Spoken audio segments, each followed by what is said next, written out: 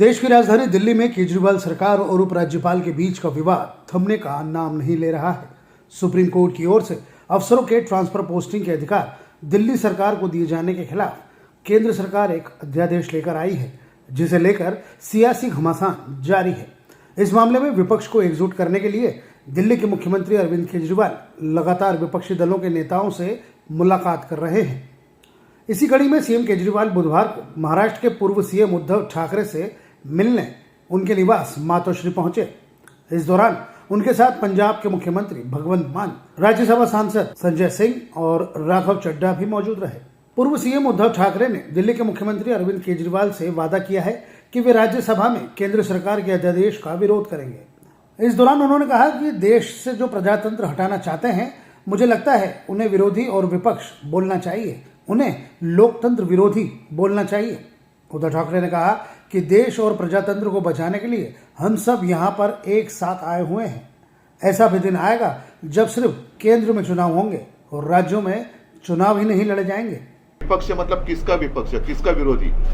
हम तो सारे देश प्रेमी हैं और देश से जो प्रजातंत्र हटाना चाहते हैं वो प्रजातंत्र के लिए और देश के लिए मैं मानता हूँ आज से उनको विपक्ष या विरोधी बोलना चाहिए। लोकतंत्र विरोधी, लोकतंत्र विरोधी लोगों का मुकाबला करने के लिए और देश को बचाने के लिए हम एक साथ आए हैं, संविधान को बचाने के लिए आए हैं। उद्धव ठाकरे से मुलाकात के दौरान मुख्यमंत्री अरविंद केजरीवाल ने कहा कि इनके नेता यानी कि केंद्र के नेता और मंत्री जजों को अपशब्द बोलते हैं, एंटी नेशनल बातें करते हैं। इनका न्यायतंत्र पर कोई विश्वास तक नहीं। जब किसी भी व्यक्ति को अहंकार हो जाता है तो वो स्वार्थी हो जाता है और ऐसा व्यक्ति देश नहीं चला सकता। उन्होंने कहा कि शिवसेना ने हमें वचन दिया है कि केंद्र के अध्यादेश के खिलाफ राज्यसभा में दिल्ली वालों का समर्थन करेंगे।